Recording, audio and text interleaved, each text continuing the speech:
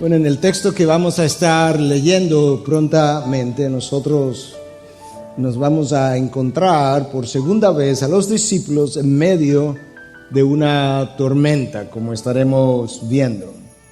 Ya al final del capítulo 4 de Marcos habíamos tenido una primera ocasión de verlos a ellos en la barca con Cristo acompañándole en medio de una tormenta, y algunos de ustedes recordarán algunas de las cosas que dijimos en esa ocasión. En el texto de hoy nosotros encontramos a los mismos discípulos en ausencia de Cristo batallando con una tormenta. Hay un texto paralelo de este evento en Mateo 14 y en Juan 6. Lucas es el único evangelista que omite este texto. De hecho, Lucas omite una porción larga de todo el Evangelio de Marcos, comenzando en 6:45 y terminando en 8:26. Toda esa porción que Marcos relata, Lucas la omite por completo, y a eso ha sido llamado la gran omisión de Lucas, y las razones no están explicadas. Pero me gustaría, antes de comenzar a analizar el evento que vamos a estar leyendo, situar a algunos de ustedes que no estuvieron con nosotros la vez anterior. Cristo acaba de alimentar a una multitud de 5,000 hombres, y dijimos que si fuésemos a contar niños y mujeres, quizás fueron 8 o 10,000 personas que fueron alimentados en aquella ocasión.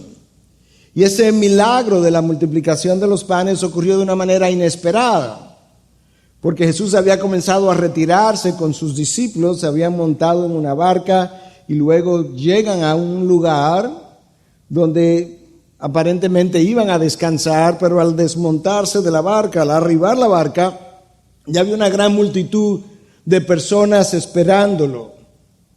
Y él vio a esa multitud y los vio como ovejas sin pastor, y dice el texto del domingo anterior que él tuvo compasión de ellos, y en vez de hacer como los discípulos habían pensado que él debía hacer, despedirlo para que fueran a comprar alimentos, él los hizo recostar y él preguntó acerca de con qué contaban, y habían 5 panes y 2 peces, y él los multiplica, y con eso él termina alimentando a 5,000 hombres y sobraron 12 canastas llenas.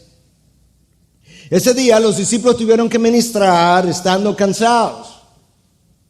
Su hora de descanso fue interrumpida por el ministerio.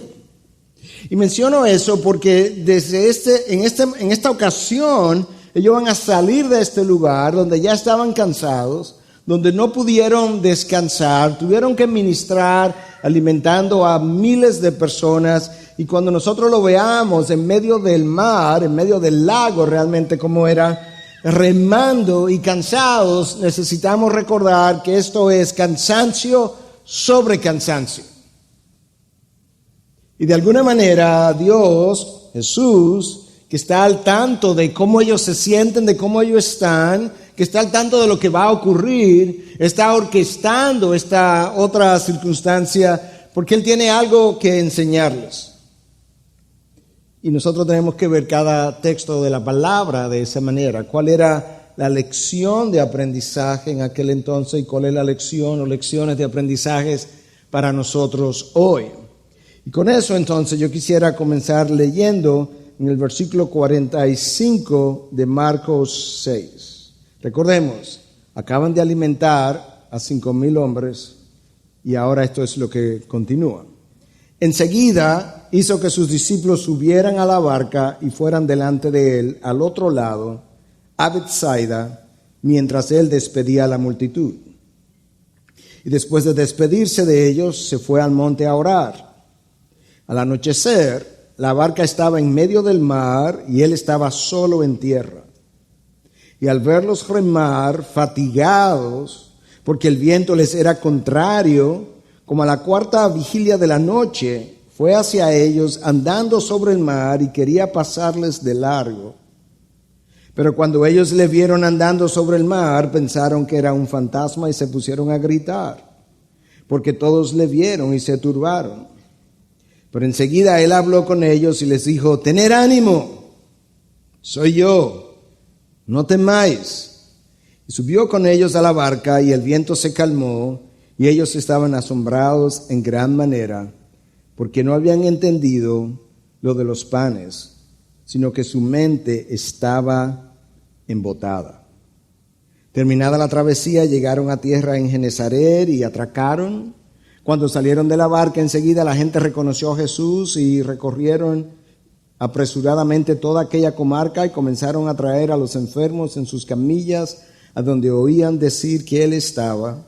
Y donde quiera que Él entraba, en aldeas, ciudades o campos, ponían a los enfermos en las plazas y le rogaban que les permitiera tocar siquiera el borde de su manto, y todos los que lo tocaban quedaban curados. Wow. Estaban cansados, alimentan a miles de personas.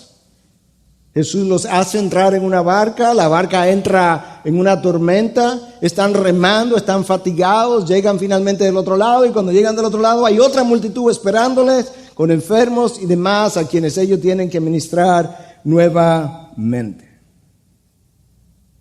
En cada uno de los relatos de Marcos, Mateo, Juan, Jesús tiene un encuentro con estos discípulos. La narración de ese encuentro está, pero solamente Mateo nos dice que Él no solamente tuvo un encuentro con los 12, sino que Él tuvo un encuentro particular, personal, con Pedro, no solamente en alta mar, sino sobre las olas, con vientos batiendo. Y yo creo que cada uno de nosotros estaría de acuerdo que sobre el agua, en medio de una tormenta y con vientos batiendo, no es el mejor lugar ni el mejor momento para tener una reunión.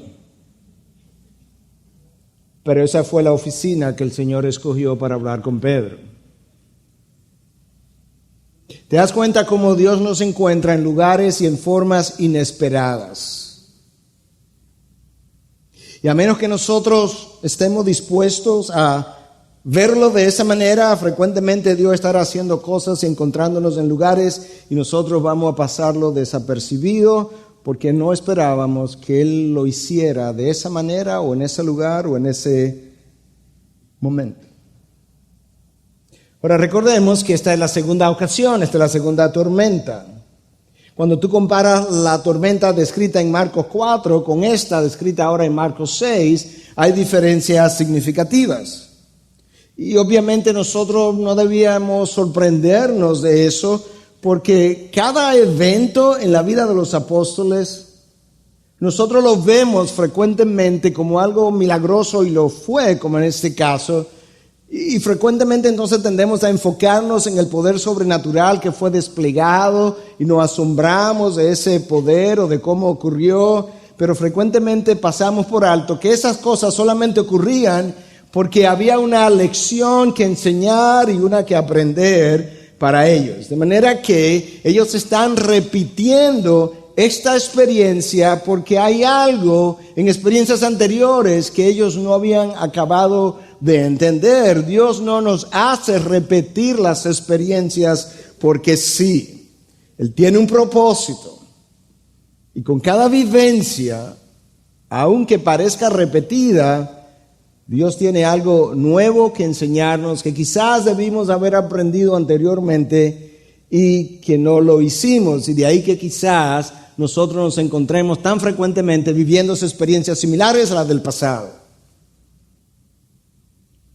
Yo creo que eso es verdad de ti y de mí. De manera que cuando nosotros vemos un milagro en la palabra, cuando lo estamos estudiando, en ese evento, en esa revelación, en el estudio que estás haciendo, debes preguntarte qué es lo que Cristo quiere enseñarles a ellos y a mí. Porque usualmente hay algo que Él quiere enseñar, ya sea acerca de la persona de Jesús, otras veces acerca de la naturaleza humana, cómo funciona, cómo piensa, cómo disfunciona.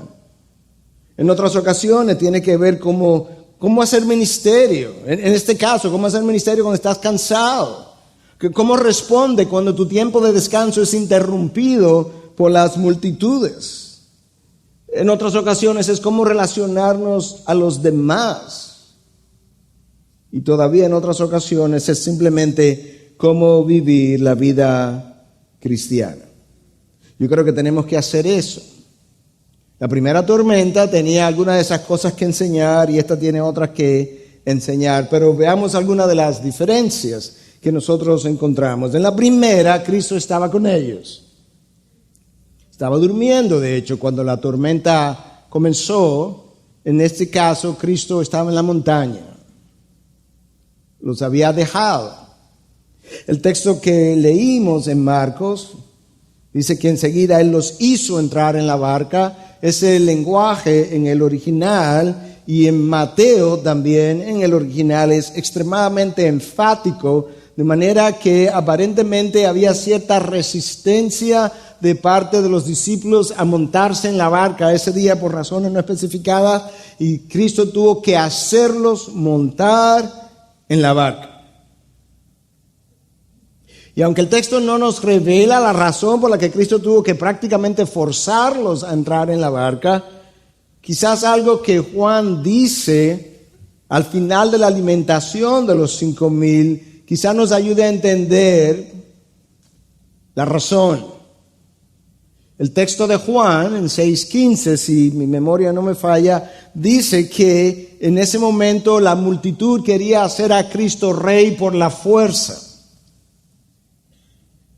Y es posible que Cristo tuvo que entrar a los discípulos en la barca porque ellos habían comenzado a contagiarse con el ánimo de la multitud de hacer a Cristo rey. No podemos olvidar que aún después de la resurrección, los discípulos siguen preguntando que si es ahora que Él va a instaurar el reino de Israel. La idea del rey, del reino y la supremacía de Israel es algo que Cristo tenía dificultad en sacar de la mente de ellos, de manera que pudiéramos especular quizás que al final de ese milagro, con las multitudes tratando de hacerlo rey, que los discípulos estaban entusiasmándose con las multitudes. A lo mejor esto le garantizaría a la Secretaría de Estado del nuevo gobierno.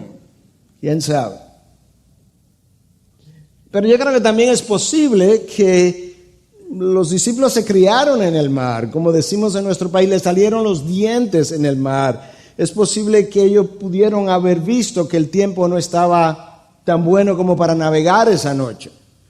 Quizás no querían aventurarse a estar remando en una noche donde las condiciones no lucían ideales.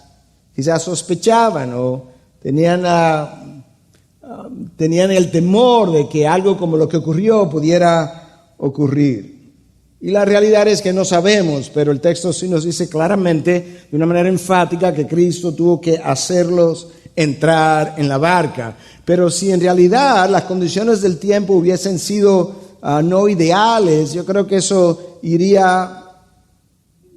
estaría de acuerdo o conforme a cómo es la naturaleza humana. Nosotros somos alérgicos a tomarnos riesgos.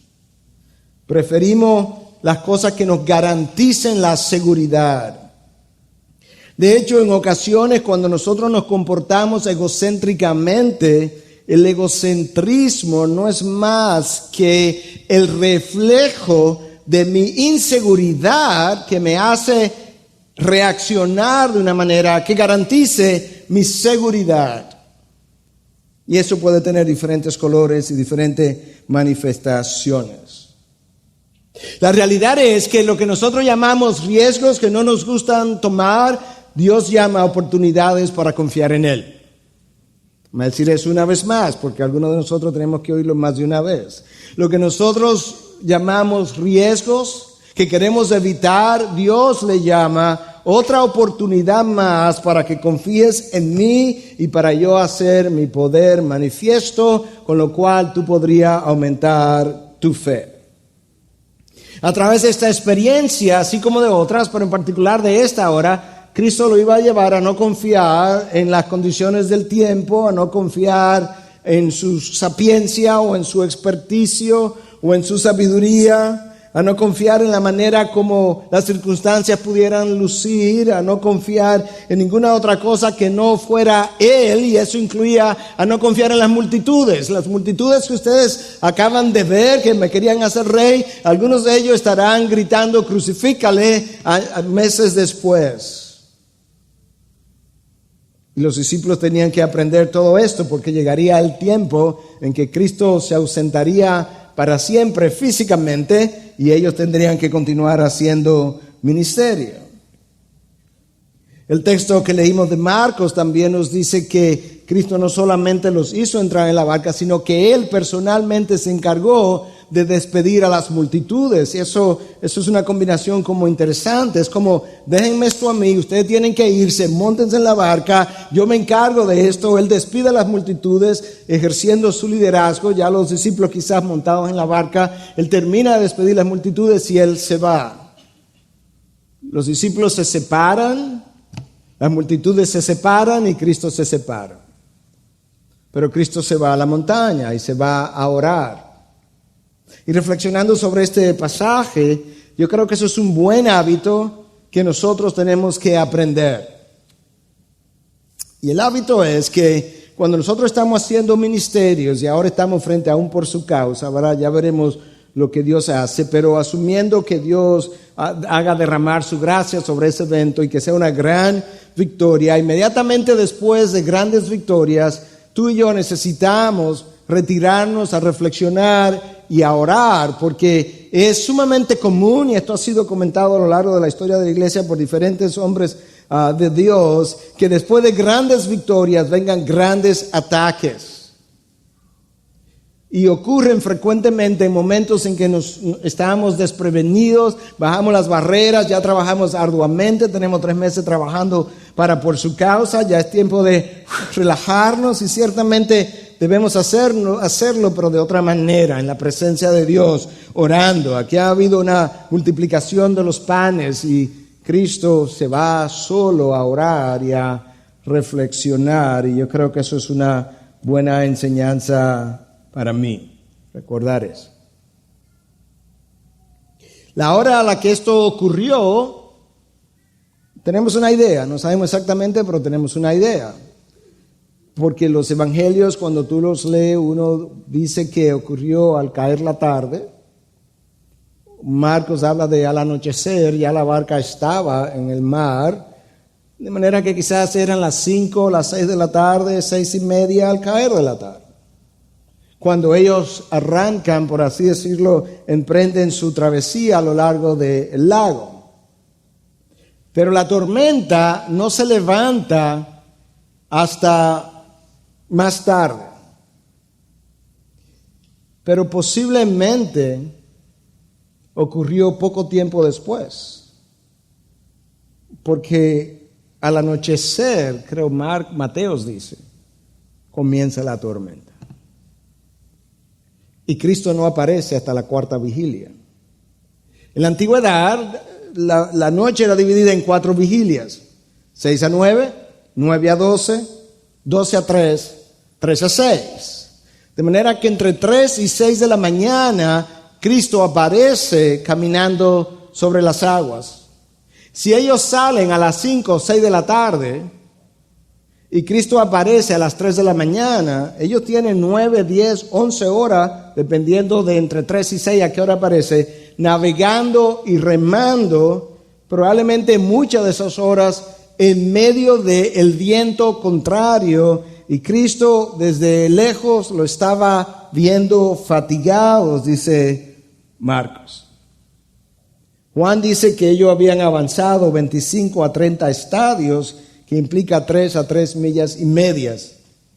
9, 10, 11 horas remando, y apenas tú has avanzado 3 millas y medias. Eso te da una idea de cuán difícil fue esta tormenta para ellos.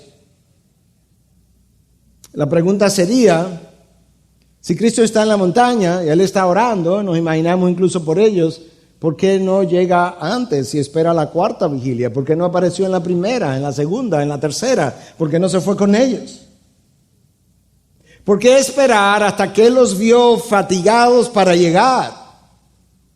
Pudo haber llegado antes de que se fatigaran, antes de que se estresaran tanto, sobre todo considerando que ellos no habían tenido tiempo para comer, dice el texto anterior, estaban cansados, tuvieron que ministrar, se montan en la barca y ahora están más cansados. Pero si tú recuerdas las palabras de Dios para con el apóstol Pablo, tú comienzas a entender por qué Cristo no aparece hasta la cuarta vigilia. Mi poder se perfecciona en la debilidad. Esta noche yo voy a perfeccionar mi poder en medio de la debilidad de mis discípulos. Ellos necesitan entender eso porque va a llegar un momento en sus vidas ministeriales donde ellos estarán extremadamente débiles. Serán los momentos donde ellos estarían dados a no confiar, a ellos rendirse. Y en esos momentos ellos tienen que recordar que es donde yo me hago fuerte. Los discípulos tenían que aprender a clamar a Dios. En la primera tormenta ellos fueron y levantaron a Cristo. El Señor, levántate. Bueno, ni siquiera eso. ¿No te importa que perezcamos? Eso fue lo que hicieron. Pero ahora Él no está ahí. Ellos tienen que aprender a clamar. Y no hay nada en el registro que diga que ellos clamaron. De hecho, el único que clama en un momento dado es Pedro y lo hace cuando se está hundiendo. Señor, sálvame. Y tú y yo tenemos que aprender a clamar. Yo no sé si tú has clamado alguna vez. Yo no dije orar. Clamar. Intensamente. Con lágrimas. Reales.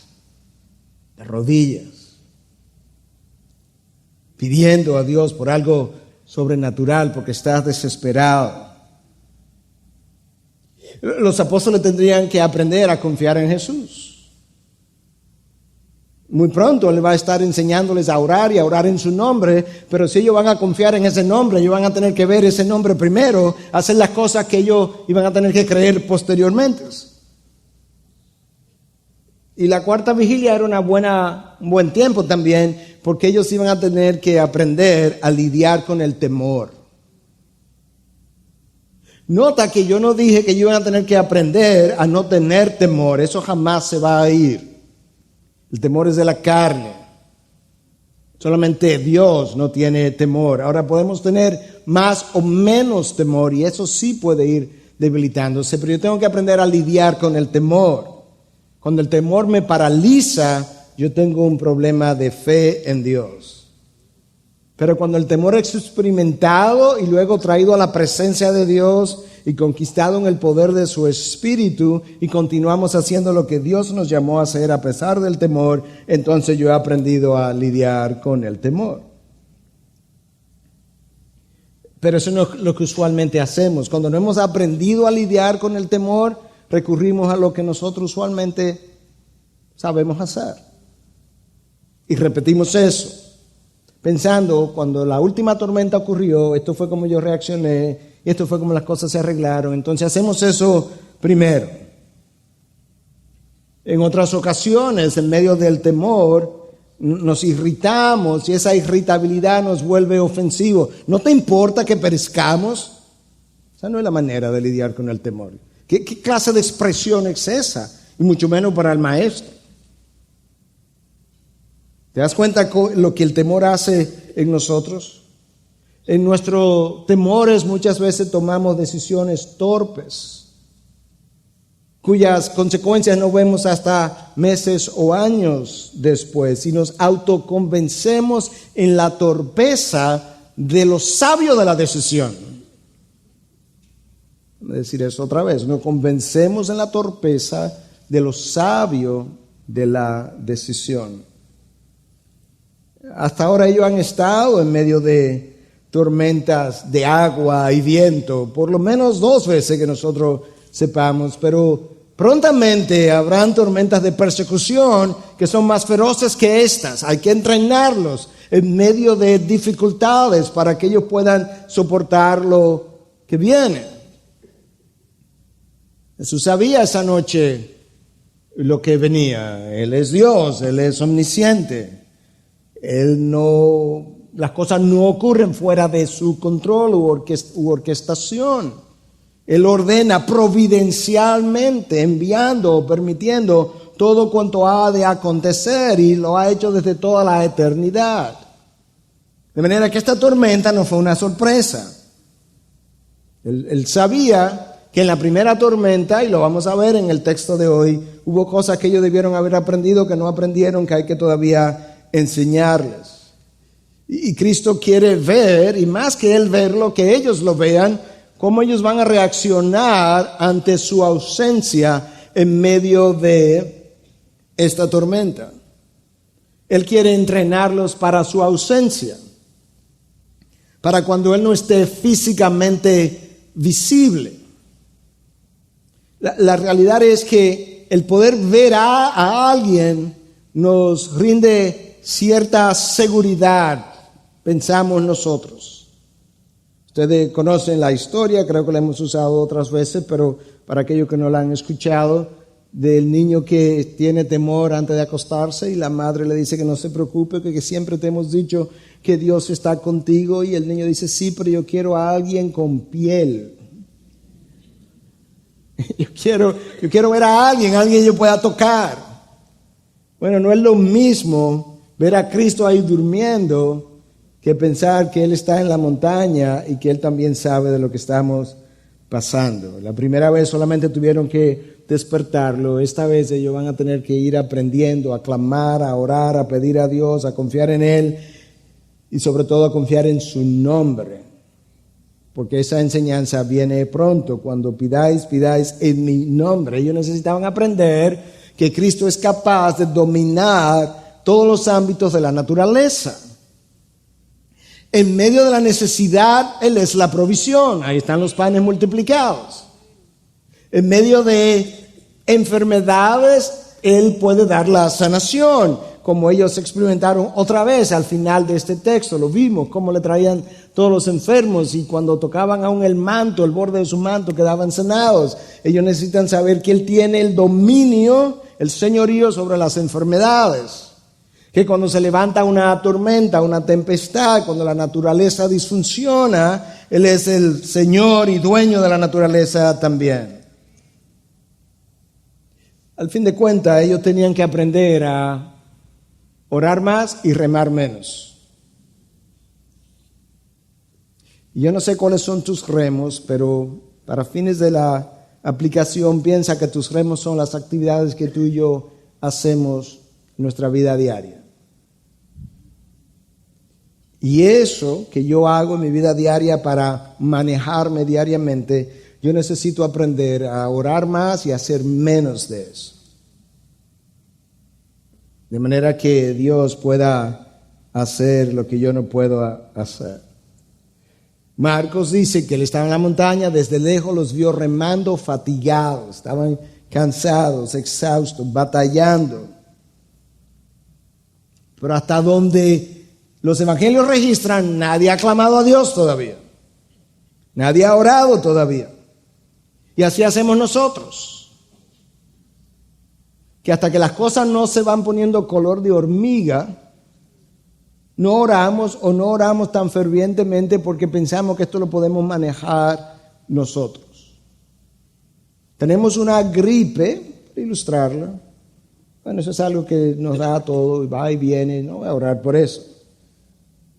Pero si en la radiografía aparece una mancha en el pulmón, ahí comenzamos a orar inmediatamente.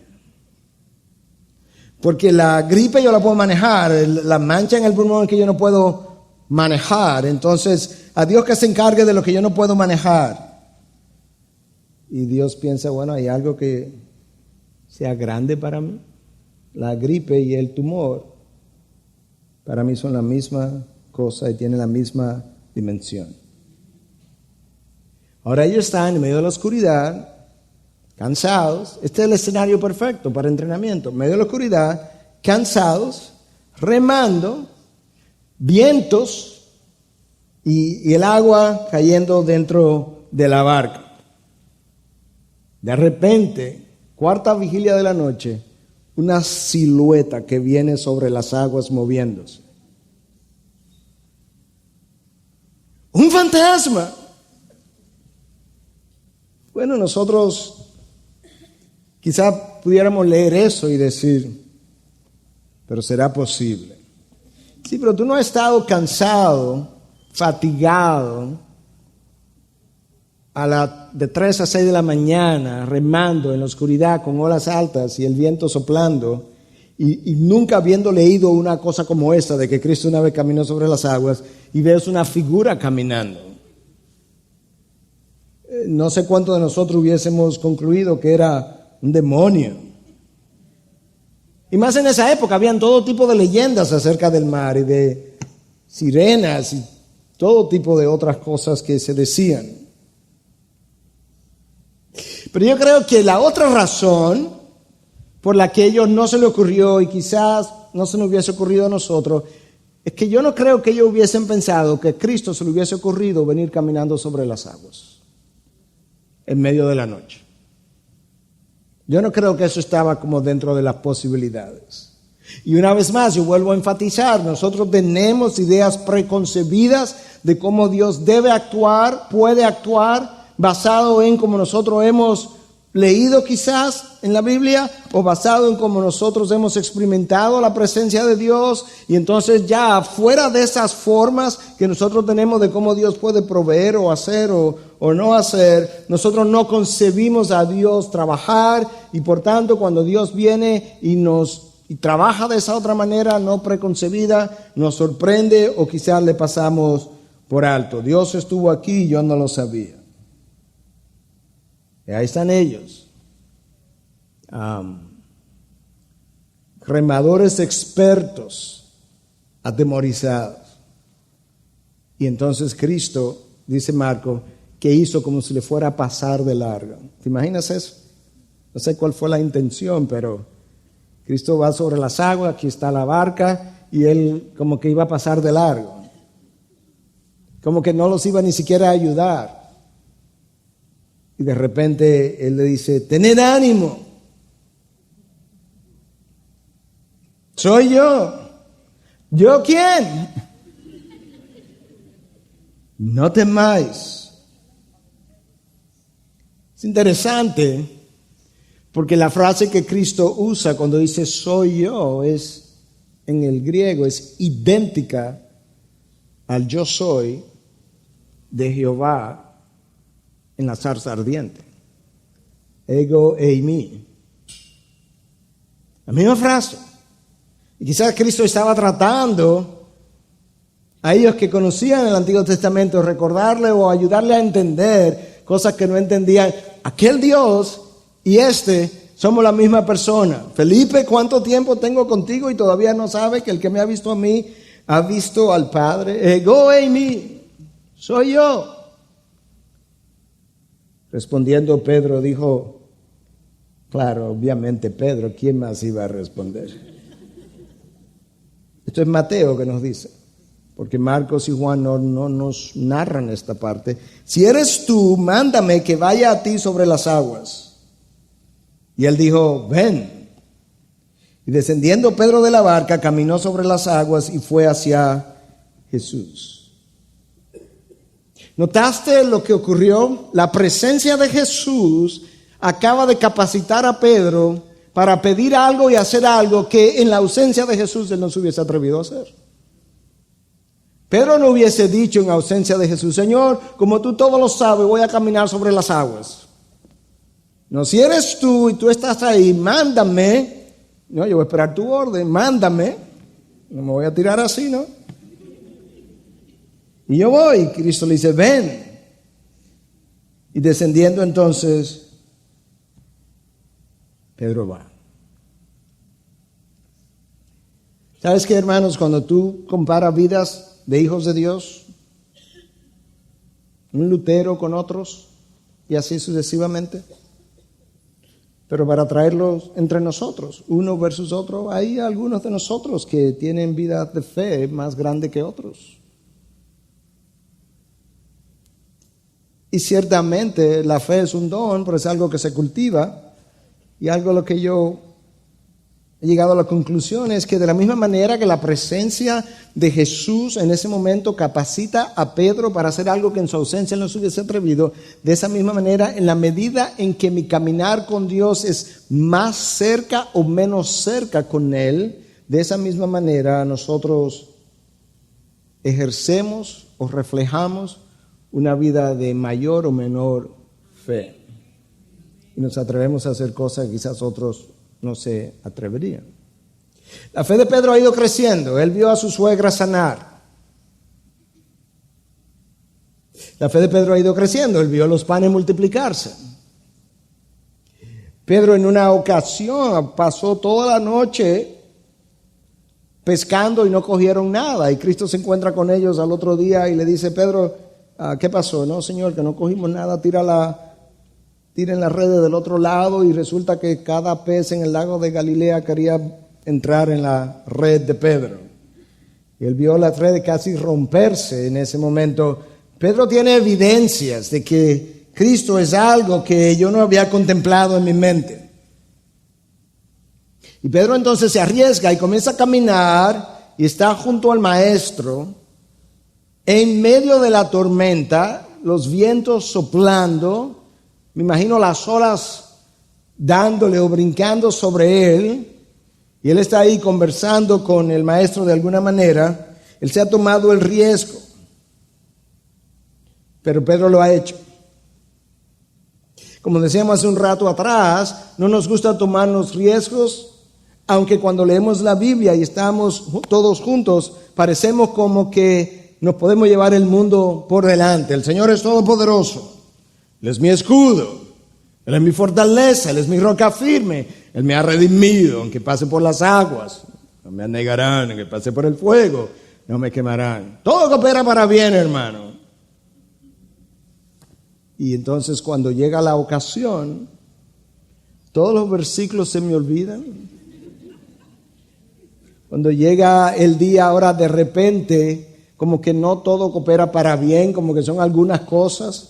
Todas es verdad, pero esta no, o todas para todo el mundo, menos para mí. Y se me olvida, hermanos, que a menos que yo tome el riesgo, yo no voy a experimentar el poder de Dios en acción. Y a menos que yo no experimente el poder de Dios en acción, mi fe no va a crecer. Y si mi fe no crece, yo no podré confiar en Dios todo lo que se requiere. De manera que, dicho otra vez más, para yo confiar en Dios, yo necesito una medida de fe creciente. Esa medida de fe creciente resulta, o es el resultado de haber experimentado la intervención del poder de Dios en mi vida. Y la manera como eso ocurre es tomándome riesgos en la presencia de mi Dios. No en ausencia de, pero en la presencia de mi Dios. Las evidencias que Pedro tenía era que esto no era un lugar seguro para caminar. Pero fe es creerle a Dios a pesar de las evidencias. Cristo le ha dicho, ven, él le creyó a Dios. Pero también sabía que había un riesgo de caminar sobre las aguas en esas condiciones. Pero fe es también el creerle a Dios a pesar de las consecuencias. Tengo que creerle a Dios a pesar de las evidencias, tengo que creerle a Dios a pesar de las consecuencias. Lamentablemente en nuestra humanidad, la mayoría de nuestras decisiones tienden a ser altamente influenciadas por lo que nuestros ojos ven, por lo que nuestra adrenalina nos hace sentir, por el temor que nos arropa y nos embarga. Pero si hay algo que yo he aprendido en mi propia vida y en la vida de las ovejas a quienes he ido aconsejando, es que ninguna decisión basada en el temor es una decisión que viene de Dios. Todo lo que no es de fe es pecado. Pedro creo que estaba atemorizado al igual que los demás. Pero él toma una decisión cuando él oye a Cristo decir, ven, mándame a que venga, ven. Entonces él va. Y él está ahí, teniendo esta reunión en alta mar, pero viendo la fuerza del viento tuvo miedo. ¿Te das cuenta? Pedro ha visto algo, tuvo miedo y empezando a hundirse gritó diciendo, Señor, sálvame. Finalmente alguien clama. Y al instante Jesús, extendiendo la mano, lo sostuvo y le dijo, hombre de poca fe, ¿por qué dudaste? Aquí hay un diálogo en alta mar. Yo no me imagino este diálogo arriba de las olas, pero aquí hay un diálogo.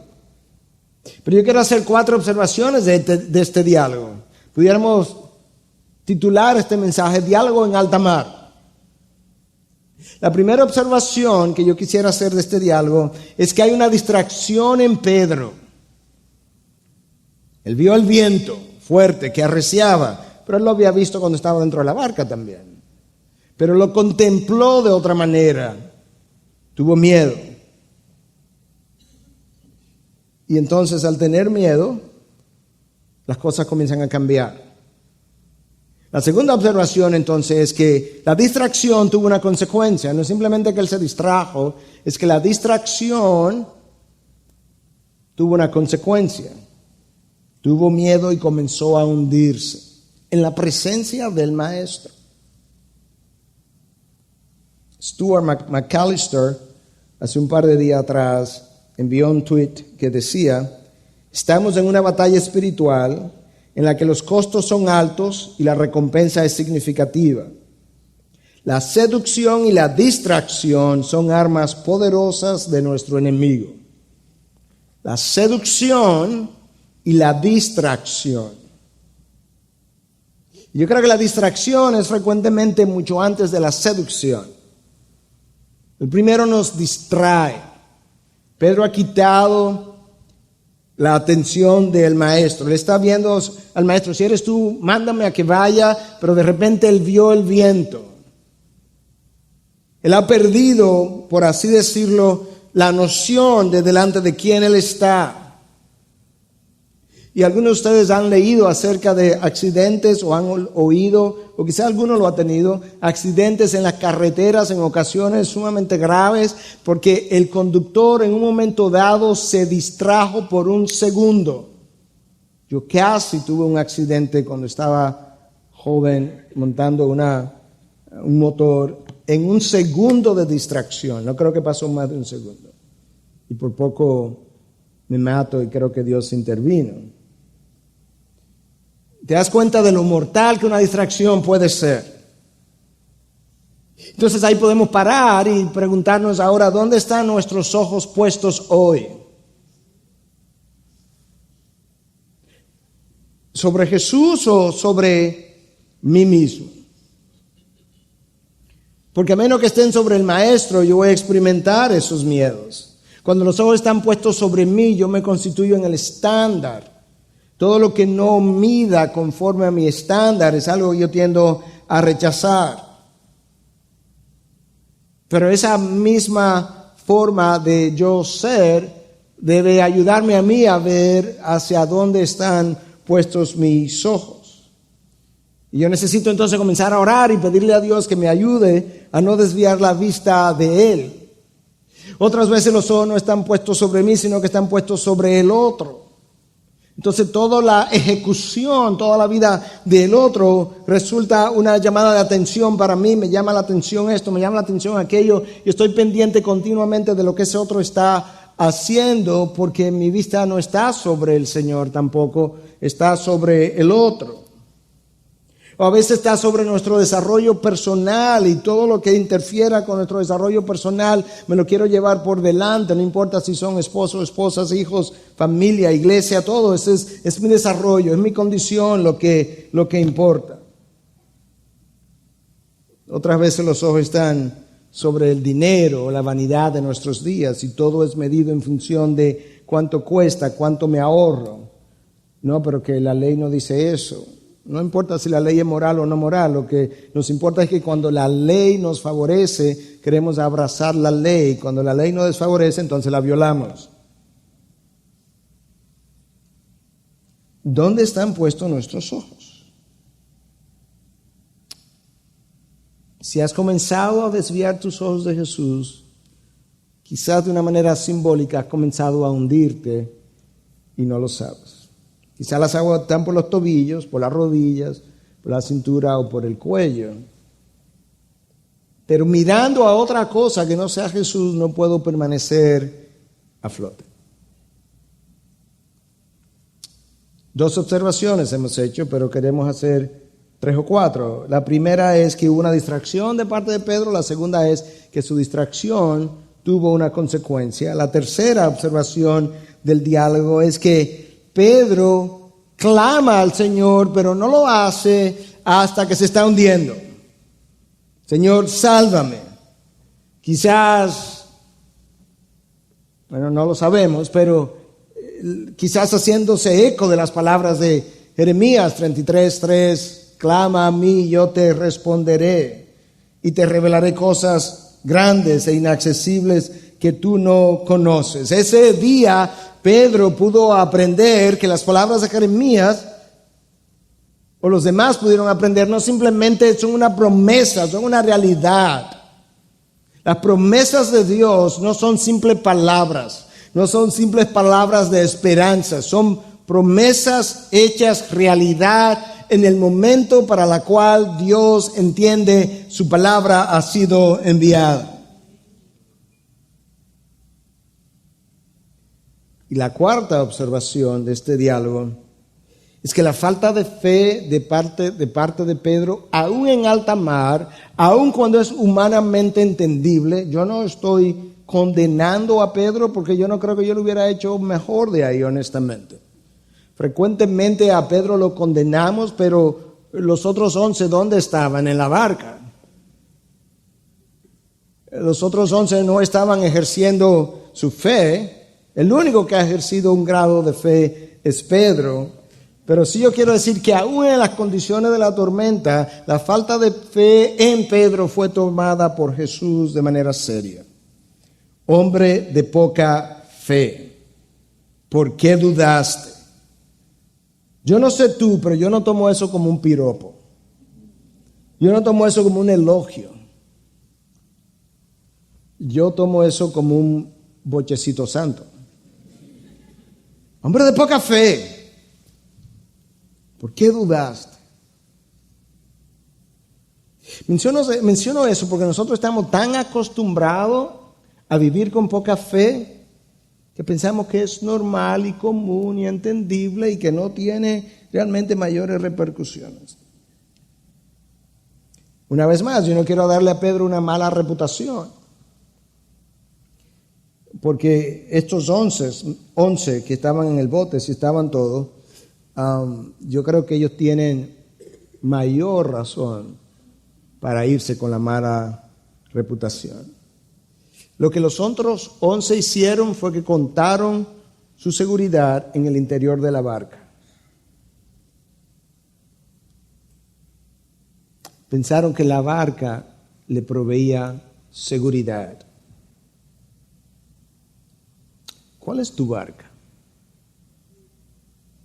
¿Cuál es esa cosa en la que tú estás confiando? Que va a variar de persona a persona. Tu barca, en el contexto de esta aplicación, puede ser tu trabajo. Tengo 15 años ahí, tengo 20, tengo buenas relaciones, nunca me van a votar y estoy confiado. Hasta que un día me cancelaron. Quizás es una cuenta de banco que tengo, o quizás es una profesión, o quizás son dones o talentos, o puede ser tu padre o tu madre. Quizás tú estás confiando como joven al fin, y como todavía no te has casado, papi y mami, no, ellos me van a apoyar todo el tiempo académicamente, me van a llevar hasta la universidad, me voy a graduar porque ellos me lo van a proveer todo, y quizás papi y mami son mi barca. Aquello que te da seguridad, aquello en lo que te refugias, aquello que reemplaza a Cristo como tu refugio final. Y la pregunta entonces es, si vas a pasar el resto de los días adentro de la barca, confiado en la barca, o finalmente te vas a salir de la barca. Porque si no sales de la barca no va a caminar sobre las aguas. Y eso tendrá diferentes aplicaciones. Si no sales de la barca, no va a caminar sobre las aguas. Si no tomas el riesgo, tu fe no va a crecer. Quizás Pedro había comenzado a aprender, ¿sabes qué? Estar al lado de Jesús, aún en medio de la tormenta, es más seguro que estar adentro de la barca. Estar al lado de Jesús es mucho más seguro que estar dentro de la barca, porque la barca no da seguridad, es Jesús que da la seguridad. Y era ahí donde Pedro quería estar. Yo no creo que Pedro dijo, si eres tú, déjame caminar sobre la barca porque a mí me gustaría tener esta experiencia.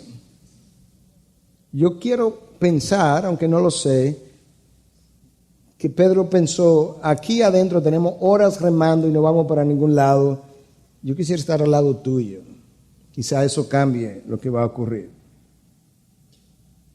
Y la realidad es que hay cosas en nuestras vidas que representan tormentas, y en medio de las tormentas hay cosas en nuestras vidas que representan barcas dentro de las cuales nosotros estamos y en las que estamos confiando y de las que no queremos salir.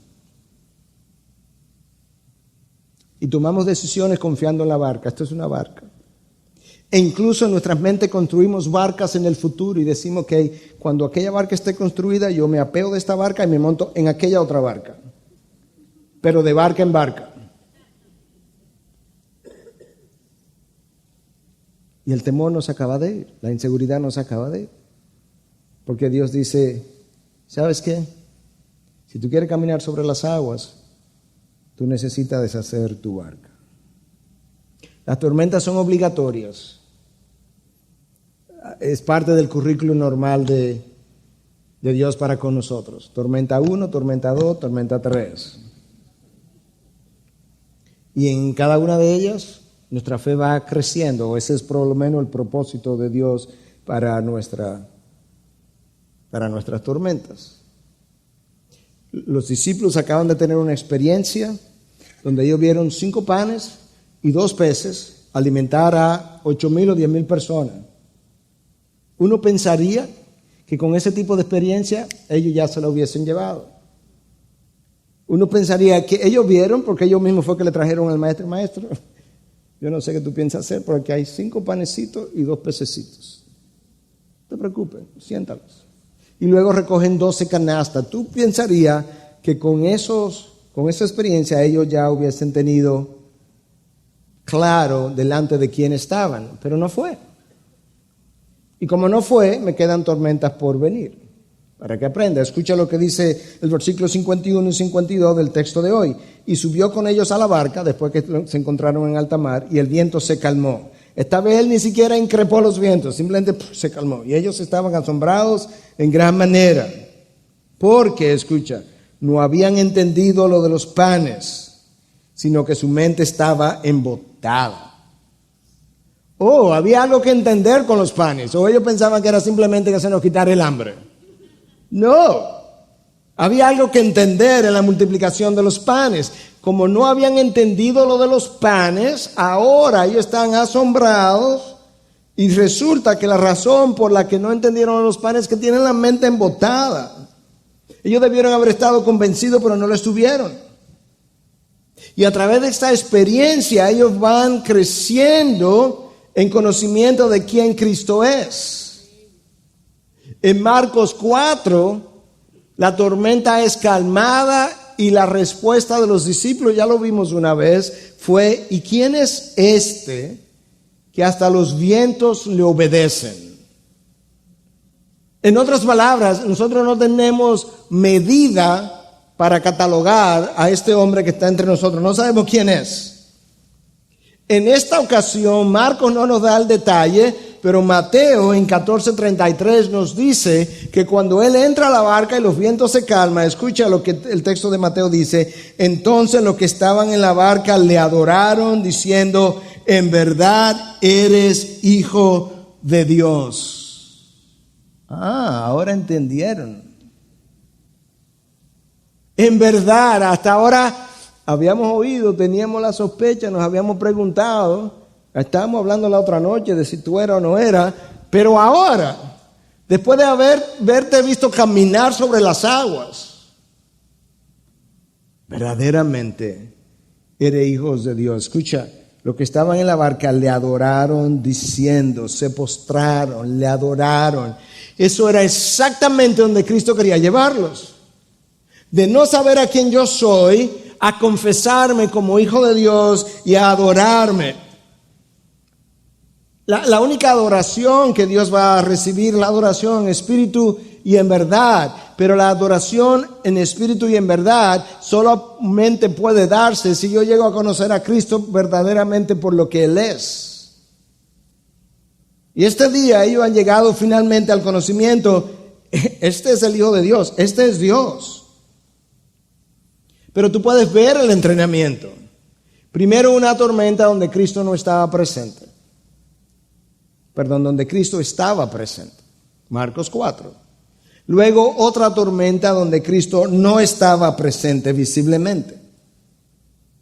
Cuando Él muriera, ese viernes en la noche, hasta el domingo, una tormenta emocional de todo el tamaño, que los dejó deprimidos, desesperanzados. El domingo se calman los vientos de esa tormenta emocional. Y cuando Cristo asciende, comienza una tormenta de persecución al poco tiempo. Pero ellos fueron entrenados. Estoy presente, no estoy porque estoy en la montaña. Una tormenta emocional se calma, ahora una tormenta de persecución que va a durar hasta que martiricen a Pedro y a Pablo y a todos los demás. La pregunta para nosotros al final es ¿dónde estamos? ¿Dónde tú estás hoy? ¿En la barca? ¿Amedrentado? ¿Fuera de la barca? ¿Confiando en Jesús? ¿En medio de una tormenta lleno de pánico? ¿En medio de una tormenta reposando en aquel que tiene el control de la tormenta? O quizás estás de rodillas, adorándole y diciéndole a Jesús verdaderamente, en la tormenta y de rodillas, yo confieso que tú eres el Hijo de Dios, que tú eres Dios, que tú eres el Cristo, el Hijo enviado, el Hijo del Dios viviente, que controla los mares, que controla los vientos, que controla mi vida, que escribe mi historia, que escribe la historia de la humanidad, que me hiciste nacer en un momento de la historia para que juegue un rol particular en esa historia, que tienes un propósito para mí, que esto que estoy viviendo es parte de tu propósito, que esto que está frente a mí no debe ser determinado por las circunstancias, sino por tu voluntad. Que no importa si es en debilidad o en fortaleza, por muerte o por vida, con miedo o sin miedo, lo que importa es que tú te glorifiques. O que yo esté ahí diciéndole, Señor, yo me voy a tomar los riesgos que vienen a mi vida porque entiendo que a través de ellos tú has de probarte y tú has de crecerte en mí. Vas a soltar el control. Que vas a renunciar al control, que vas a dejar de construir barcas para pasar de una barca a la otra, a la otra, a la otra. Y que tú decides finalmente, yo quiero caminar sobre las aguas, simbólicamente hablando, pero para caminar sobre las aguas yo tengo que salirme de la barca. Y si no, hombre de poca fe, ¿por qué dudas? Integridad y Sabiduría es una producción que llega hasta ustedes gracias a los aportes de individuos y empresas comprometidos con la defensa de la fe. Para más información, preguntas y comentarios, visite nuestra página de internet www.integridadysabiduría.org. En esta página encontrará información sobre la producción de este y otros recursos que ponemos a su disposición, como también las formas en las que usted puede contribuir con la producción de programas como estos. Les invitamos nuevamente a visitar nuestra página de internet www.integridadysabiduría.org. Será hasta la próxima, cuando nos reencontremos con Integridad y Sabiduría.